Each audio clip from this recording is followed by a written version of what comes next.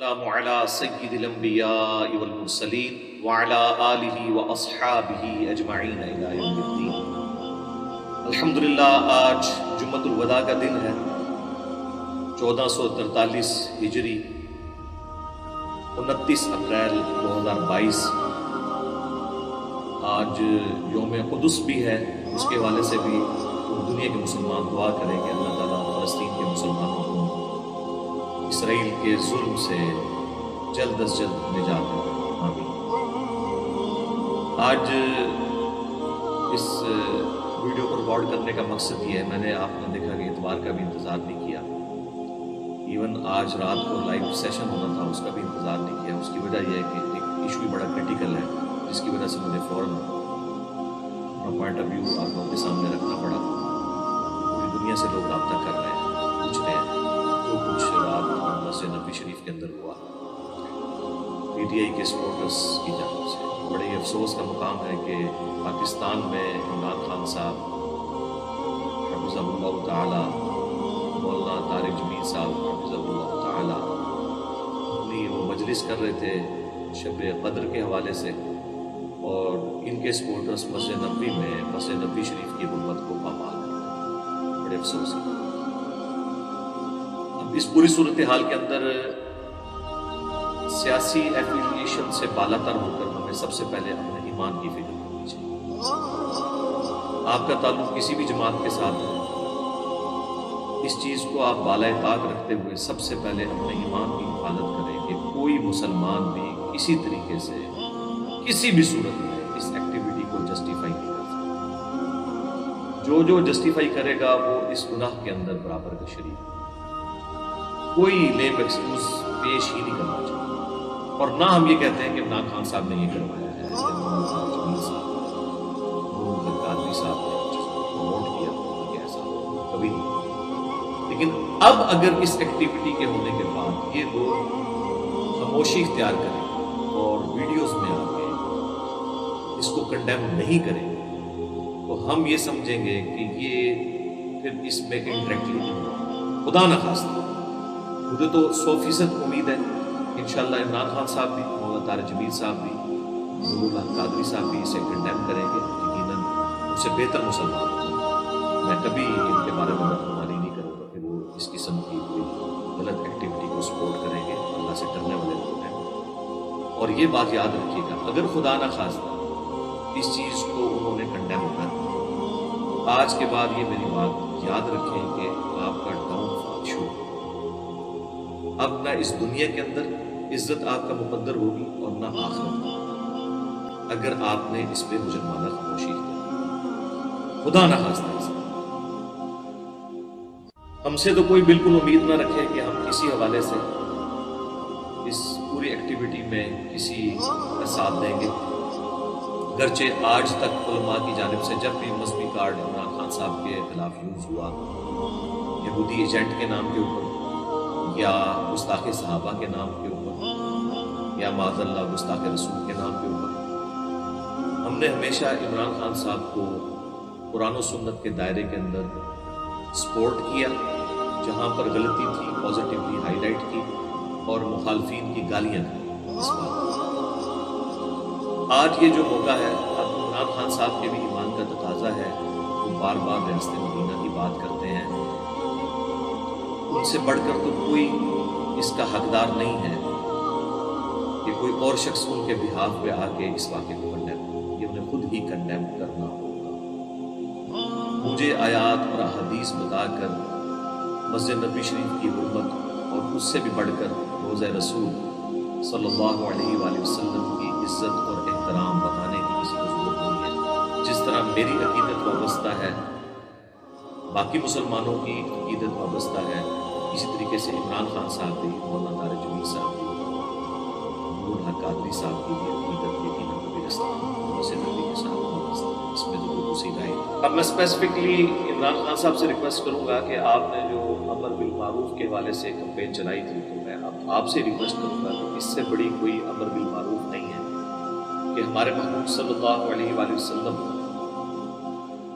کی مسجد نبوی شریف، جہاں پہ آپ علیہ السلام کا اس وقت پریکٹیکلی روزہ مبارک بھی ہے، وہاں جو کچھ ہوا اس سے کوئی بڑا موقع نہیں ہے کہ جس پہ آپ آ کے پبلک سے آ کے آفیشلی اس واقعے کو کنڈیم کریں. یہ آپ کی اب ذمہ داری ہے. اس سے بڑا کوئی امر بالمعروف نہیں اور اس سے بڑا کوئی نہیں علیہ المنکر نہیں. اور اگر آپ نے خاموشی اختیار کی ایٹ لیسٹ میں تو آپ کو مرتے دم تک کبھی بھی معاف کرنے کے لیے تیار ہوں کیونکہ میرا ایمان اس کے ساتھ ہے. گرچہ آپ نے جب کبھی علماء نے حملہ کیا سب سے پہلے میں نے فرنٹ سے لیڈ کر کے جتنی بات درست تھی بیان کی, جہاں آپ کی غلطی تھی اسے ہائی لائٹ کیا اور میں نے دفاع کیا, آمدہ بھی کروں گا. لیکن اگر اس واقعے کے اوپر آپ کا کوئی بیان نہ تو پھر میری طرف سے کوئی اس قسم کی آپ کے کچھ قریبی لوگ بھی میرے پاس آئے تھے, کہہ رہے تھے خان صاحب سے آپ کو ملاقات کروائیں گے اور اس طرح کی اور بھی باتیں وہ کر رہے تھے. میں نے ان کو بھی اس وقت بھی یہ بات کی تھی جب بھی کوئی بندہ آیا میں نے اسے یہی کہا کہ خان صاحب سے کہ اپنی زبان کے حوالے سے تھوڑے سی احتیاط, بلکہ بہت زیادہ ہے. بعض اوقات آپ خود ایسے الفاظ استعمال کرتے ہیں کہ وہ پھر آپ کے سپورٹرز کے اندر اسی طریقے سے آگے ٹریول کر جاتے ہیں. اور جب آپ ریاست مدینہ کی بات کر رہے ہیں تو پھر نبی صلی اللہ علیہ وآلہ وسلم والے اخلاقیات بھی آپ کے اندر ہونے چاہیے. اور آپ اپنے قریبی ساتھیوں کی بھی ذرا خیر خبر دیں. شیخ رشید صاحب نے کچھ دن پہلے ہی کہا تھا کہ عرب مکہ میں بھی ان کے خلاف آوازیں ہیں. اس سے تو لگتا ہے کہ یہ شاید آپ کو نہ بتایا ہو لیکن آپ کی محبت میں انہوں نے کوئی پلان ایسا کیا ہو اور آپ کو پتہ نہ ہو. تو یہ اس قسم کے لوگ جو آپ کی کاز کو نقصان پہنچا رہے ہیں یہ آپ جماعت کے اوپر خود کچھ حملہ ہو اپنی صفوں کے اندر انہیں تلاش کریں اور دیکھیں کہ ایسے لوگ بھی آپ کی صفوں میں موجود ہیں جن کا مذہب کے ساتھ کوئی لینا دینا نہیں ہے, اس کے باوجود وہ مذہبی کارڈ استعمال کر رہے ہیں. پچھلے دنوں دیکھ لیں وہ مفتاح اسماعیل صاحب کے حوالے سے جو آپ کی ایک ہے لیڈر, انہوں نے ٹویٹ کر دی تھی.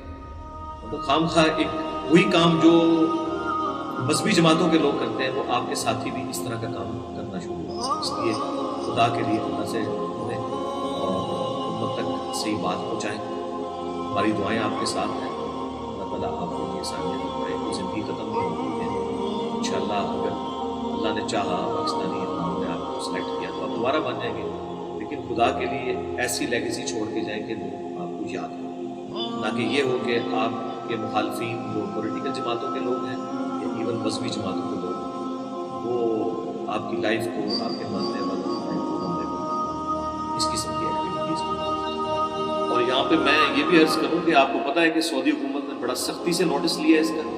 60,000 ریال ہر بندے کو جرمانہ ہوا ہے جو جتنے 150 کے قریب لوگ تھے. 5 سال کی قید اور اس کے بعد انہیں وہاں سے نکال دیا جائے گا. اب مجھے بتائیں ان کے گھر کا خرچہ عمران خان صاحب یا طارق جمیل صاحب یا نور اللہ قادری صاحب اٹھائیں گے؟ انہوں نے تو اپنا مستقبل برباد کر لیا. اور میں آپ کو اب بتا دوں کہ اب اس واقعے کے بعد جب یہ اس طرح کی سزائیں ہوں گی تو آپ دیکھیں گے آندہ کو جرت بھی نہیں انشاءاللہ وہاں پہ کرے. یہ ہمارا ملک ہے جہاں پہ قانون کی کوئی حکمرانی نہیں ہے اور جس کا جو دل آتا ہے وہ کرے. خدا کے لیے جو لوگ اب وہاں پہ رہ رہے ہیں 20 لاکھ کے قریب کم از کم پاکستانی عرب ملکوں کے اندر ہیں. آپ خدا کے لیے میں ہاتھ جوڑ کے آپ سے ریکویسٹ کرتا ہوں وہ اللہ سے ڈریں خدا کے, اور عمران خان صاحب سے کہ اپنے ماننے والوں کو سمجھائیں, اور طارق جمیل صاحب سے کہ خدا کے لیے ان کو سمجھائیں. عرضی کر سکتے ہیں اور کیا کریں. اب رہ گیا کہ جو پولیٹیکلی اس طرح کی نعرہ بازی ہے یہ تو عام مسجد کے اندر بھی جائز ہے. آپ نے کوئی چیز کرنی ہے آپ جا کے جوڈیشری کے سامنے کریں. مسجدیں اس کام کے لیے نہیں ہوتی. مسجدوں کا احترام ہر مسلمان کے اوپر.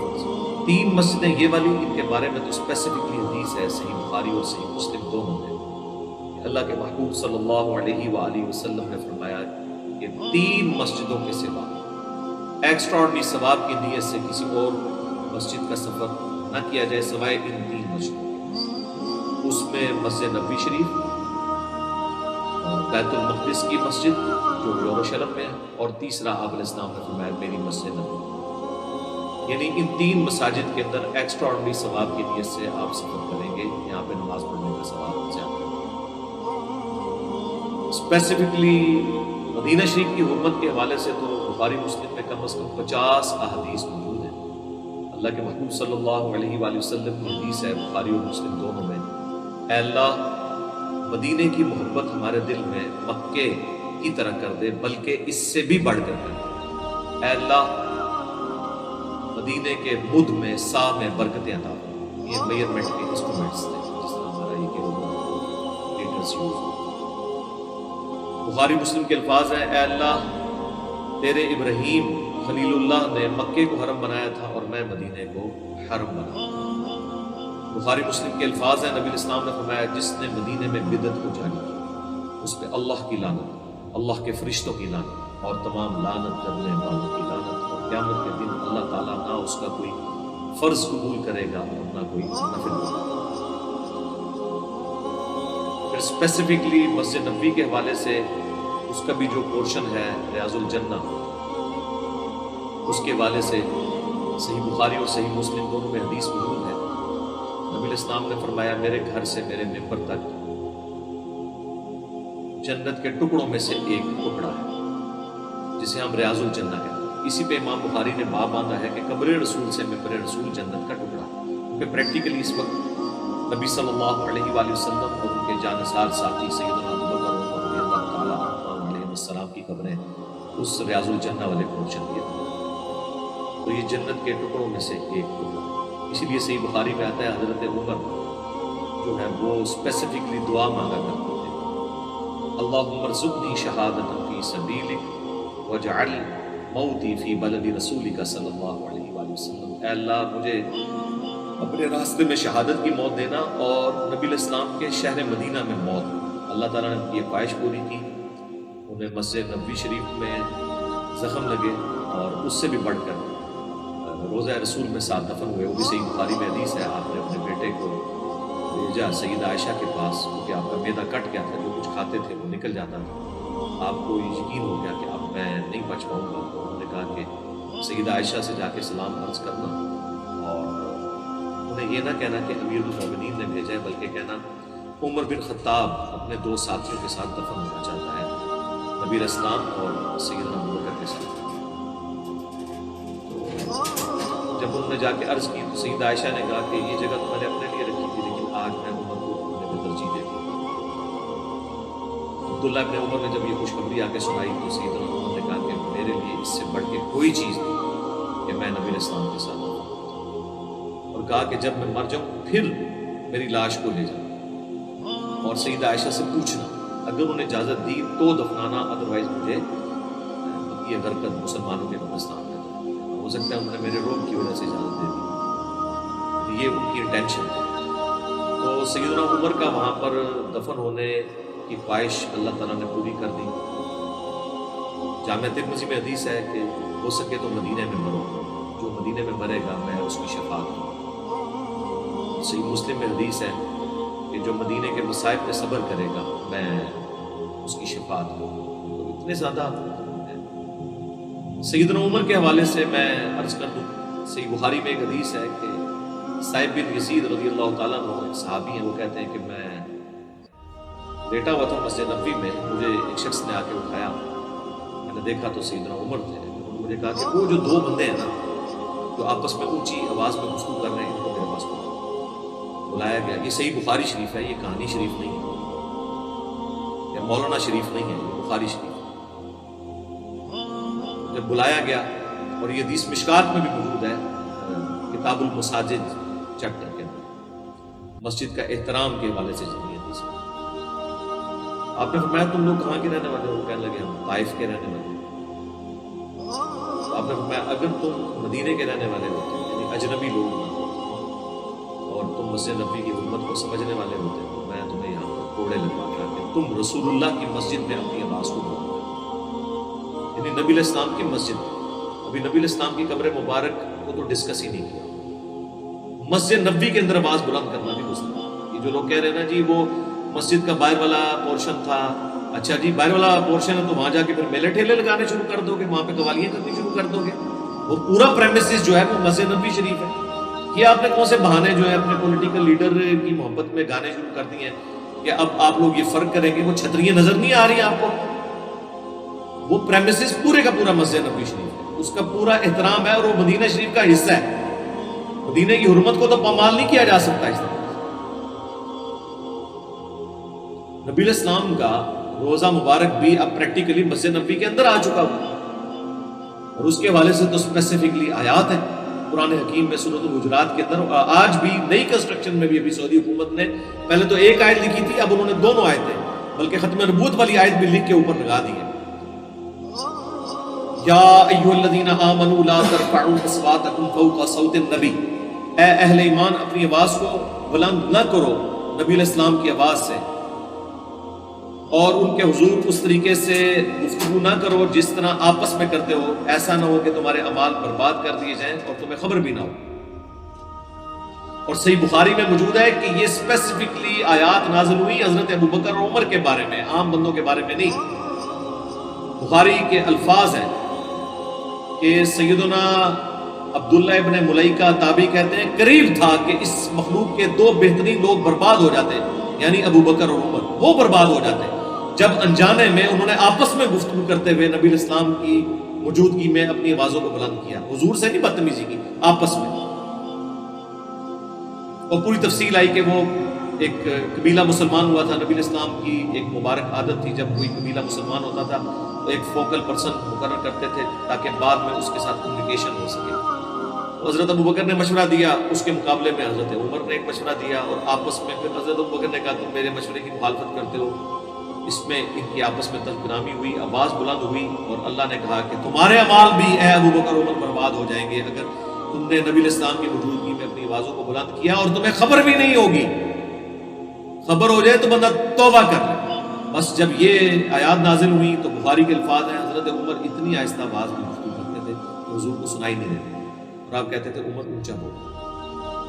اگلی آیات اللہ کی طرف سے نازل ہوئی، ان الذین یغضون اصواتهم عند رسول اللہ، بے شک وہ لوگ جو اپنی آوازوں کو پست رکھتے ہیں رسول اللہ کے حضور، یہ وہ لوگ ہیں جن کے دلوں کو اللہ نے تقوی کے لیے چن لیا ہے، ان کے لیے مغفرت و اجر عظیم. رضی اللہ عنہم اجمعین وعلیکم السلام اجمعین. لیکن انہوں نے پرفارم کیا. آج بھی آیات روزہ شریف کے اوپر لکھی ہوئی. ایون سعودی عرب کے لوگ جو ایک بھابی فرقے کے ساتھ تعلق رکھتے ہیں، بڑے ہارڈ لائنر ہیں، اس کے باوجود مفتی اعظم سعودیہ نے بھی ریٹن میں جو کتاب حاجیوں کو مفت دی جاتی ہے اس میں روزہ شریف کی حاضری کے چیپٹر میں لکھا ہے کہ نبی علیہ السلام اپنی وفات کے بعد بھی اتنا ہی قابل احترام ہے جتنی اپنی مبارک زندگی میں. آج بھی آپ قبر رسول کے حضور اس طرح آوازوں کو بلند نہیں کر سکتے. آپ اندازہ کریں. باقی وہ تو چھوڑ دیں، یہ سعودیہ کے علماء کا فتویٰ کہ آپ سلام عرض کرنے بھی جائیں تو بھی اپنی آواز کو بلند نہیں کریں. سنت ہے صحابہ اکرام کی. 4 کتابوں میں موجود ہے، المصنف ابن ابی شیبہ میں، سنن الکبریٰ البیہقی کے اندر، الموطا امام مالک کے اندر، اور فضل الصلاۃ علی النبی کے اندر کہ عبداللہ بن عمر جب بھی سفر پہ جاتے یا واپس آتے مسجد نبی میں 2 نفل پڑھتے اور اس کے بعد روزہ شریف پہ حاضر ہو کے عرض کرتے السلام علیکہ یا رسول اللہ، پھر السلام علیکہ یا ابا بکر، السلام علیکہ یا عمر، اور ایک روایت میں یا ابتا، اے میرے باپ آپ السلام. تو یہ صحابہ کی سنت ہے. لیکن سلام بھی زیادہ بلند انداز میں آپ نہیں کریں، نہ اونچی آواز میں وہاں پہ آپ نعتیں پڑھیں. ابو داؤد میں حدیث ہے میری قبر پہ میلہ مت لگا لینا، تم دنیا کے کسی بھی حصے میں درود پڑھو گے اللہ کا درود میرے تک پہنچا دے. اللہم صلی علی محمد. اس لیے مسجد نبی شریف کا احترام ضروری ہے. نہ غلط جسٹیفیکیشنز دیں، اپنے ایمان کی حفاظت کریں. کسی نے آپ کے کام نہیں آنا، کسی پولیٹیکل لیڈر نے، کسی بزرگ بابے نے کام نہیں آنا. شفاعت اسی کی قبول ہونی ہے جس کی قبر مدینے میں ہے صلی اللہ علیہ وآلہ وسلم.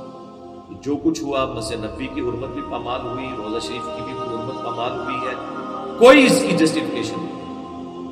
اور ایسے علماء کا، ایسے وائزین کا، ایسی پولیٹیکل جماعتوں کا بائیکاٹ کرنا چاہیے جب تک کہ وہ اس معاملے میں اعلانیہ معافی نہیں ہوتی. میں تو ایٹ لیسٹ انہیں بالکل معاف کر دیں گے. اور یہ میری بات یاد رکھیے گا، اگر انہوں نے یہ معافی نہ مانگی تو ان کی ذلت قبر تک ان کا پیچھا کرے گی، مرنے کے بعد بھی ان کا پیچھا کرے گی، اور رسول اللہ کی بارگاہ میں قیامت والے دن بھی شرمندگی اٹھانی پڑے گی. نعوذ باللہ، اللہ نہ کرے گا ایسا. تو خدا کے لیے اپنے ایمان کی فکر کریں. میں نے اپنی ورڈنگ اس لیے سامنے رکھ دی تاکہ کوئی لیم ایکسکیوزز ڈیوائز نہ کرے. اور خصوصاً میں عمران خان صاحب سے اور ان کی جماعت کے لوگوں سے بالخصوص کہوں گا کہ آپ لوگوں نے جو وائلنس کا ایک طریقہ اڈاپٹ کیا ہوا ہے نا، روڈ لینگویج میں، یہ طریقہ زیادہ عرصہ آپ کو سروائیو نہیں کرے. آپ اختلاف رائے ضرور کریں، میں سب سے کرتا ہوں، لیکن آپ دیکھیں میں نام لیتا ہوں تو پورے احترام کے ساتھ پروٹوکول کے ساتھ نام لیتا ہوں اپنے مخالفین، علمی رد یہ رائٹ ہے آپ کا، لیکن دوسری طرف میرا ٹالرنس کا لیول یہ ہے کہ میں کہتا ہوں چندہ انہیں دیں، بازیں ان کے پیچھے پڑے۔ آپ تو نہیں کہیں گے کہ دوسری پولیٹیکل جماعت کو چندہ دو، ووٹ ان کو ڈالو، ہمارے اندر اتنی بھی ٹالرنس نہیں۔ میں اپنے اسٹوڈنٹ سے کہوں گا، ظاہر ساری جماعتوں کے لوگ ہیں، ہم تو چونکہ ایک مذہبی پلیٹ فارم سے بات کر رہے ہیں، ہم پارٹی نہیں بننا چاہتے، لیکن میں سب سے کہوں گا، نون لیگ سے تعلق رکھتے ہیں، آپ پی ٹی آئی سے یا باقی جماعتوں سے، کہ مذہب کو ایز اے کارڈ کسی کے خلاف استعمال، اس قسم کی کوئی ایکٹیویٹی پرفارم، جو یہ گستاخی ہوئی ہے اسے ہم کنڈیم کرتے ہیں، انشاءاللہ یہ بھی رجوع کریں گے ان کے اللہ سے۔ باقی دوسری جماعتیں بھی مذہبی کارڈ عمران خان صاحب کے خلاف استعمال نہ کریں، کبھی ان کو یہودی ایجنٹ کہہ کے، کبھی اسرائیل کا ایجنٹ کہہ کے، کبھی ختم نبوت کے حوالے سے بلیم لگا کے، تو خود عمران خان صاحب ان کی جماعت کبھی نواز شریف صاحب کے اوپر لگاتی رہی، حالانکہ وہ جو قانون چینج ہوا تھا اس میں ساری پارٹیوں کے لوگ موجود تھے، لیکن ایک خاص جماعت کو سنگل آؤٹ کیا گیا۔ اس طرح کی پولیٹیکل گینز نہ کیا کریں، مذہبی کارڈ بالکل نہیں۔ میں ابھی کچھ عرصہ پہلے شفیع صاحب کی ویڈیو بھی ایک دو دن پہلے اپلوڈ ہوئی ہے، مسجد نبوی میں جا کے مذہبی کارڈ اس حوالے سے یوز نہ کریں، نہ آپ لوگوں سے تشکیل دے رہے ہیں۔ بیسیکلی آپ کو پتہ نہیں کہ یہ کتنا خطرناک کھیل کھیل رہا ہے، یہ بیسیکلی یعنی ان کو عمران خان صاحب کو ونریبل کرنا چاہ رہا ہے کہ انہوں نے کوئی دعوی نبوت کر دیا۔ بھئی نبیوں سے ہی مثال دی جائے گی، اس میں مثال دینے میں کون سا دوسری رائے ہے؟ قرآن میں جب آئے اطیعوا اللہ و اطیعوا الرسول و اولی الامر منکم، اطاعت کرو اللہ کی اور اس کے رسول کی اور اپنے حکمران کی، لیکن جب جھگڑا ہو جائے فإن تنازعتم فی شیء فردوه الی اللہ والرسول، پھر اللہ اور اس کے رسول سے فیصلہ کرو، پھر حکمران کی بات کرو۔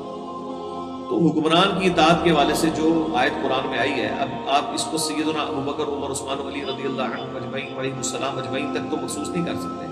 آج بھی حکمرانوں پہ بات ہو، آج کے حکمرانوں کے لیے بھی اگر کوئی یہ آیت پیش کرتا ہے تو ہم اسے یہ نہیں کہیں گے کہ اس نے کوئی مذہبی کارڈ یوز کیا۔ عمران خان صاحب نے کوئی غلط بات نہیں کی ہے کہ انبیاء کرام دعوت کرتے تھے، اپنے لوگوں کو بھیجتے تھے، تو وہ اپنی کاز کے لیے، ٹھیک ہے آپ اس سے اختلاف کر سکتے ہیں، لیکن وہ اپنی کاز کے لیے جو اس کو ایگزامپل کے طور پہ کوٹ کر رہے ہیں، تو کل تک تو تبلیغی جماعت بھی کوٹ کرتی تھی کہ جی نبیوں والا کام جو ہے اس امت کو ٹرانسفر ہوا ہے۔ ابھی تو ہم وہ بات نہیں کرتے، پھر ان کو برا لگے گا کہ آپ کے بابا جی نے تو اشرف علی تھانوی رسول اللہ کلمے کو انڈورس کیا اور اللہم صلی علی سیدنا و نبینا اشرف علی کو انڈورس کیا ہے۔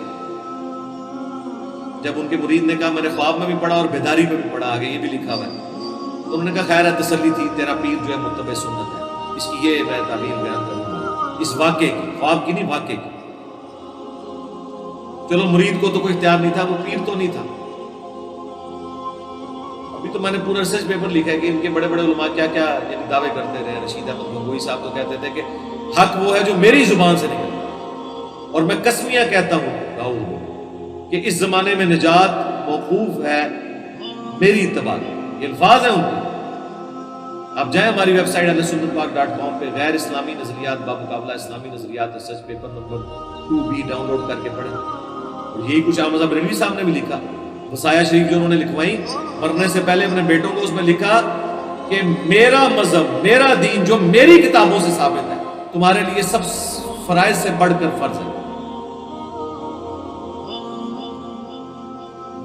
اب اس کی تعویل کریں گے نہیں، اس سے مراد ہے کہ جو قرآن و سنت سے انہوں نے اخذ کیا، لیکن ڈائریکٹ انہوں نے تو اپنے بارے میں ہی باتیں کی۔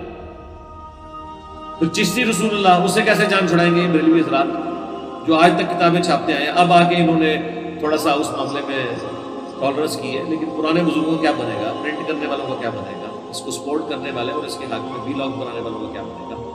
خدا کے لیے مذہبی کارڈ کو ایک دوسرے کے خلاف یوز نہ کریں، یہ آپ کے میرے پڑیں گی چیزیں۔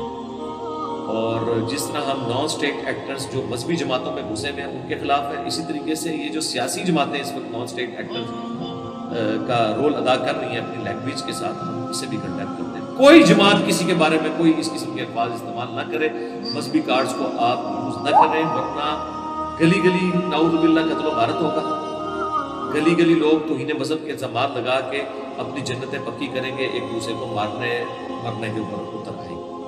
تو میں نے ایک مختصر سی گفتگو اس لیے کی تاکہ آپ کے سامنے ان چیزوں کو ہائی لائٹ کر دوں، درد دلی آپ کے سامنے رکھ سکتا تھا۔ سبحانک اللہم و بحمدک، اشہد ان لا الہ الا انت، استغفرک و اتوب الیک، وما علینا الا البلاغ۔ جزاک اللہ۔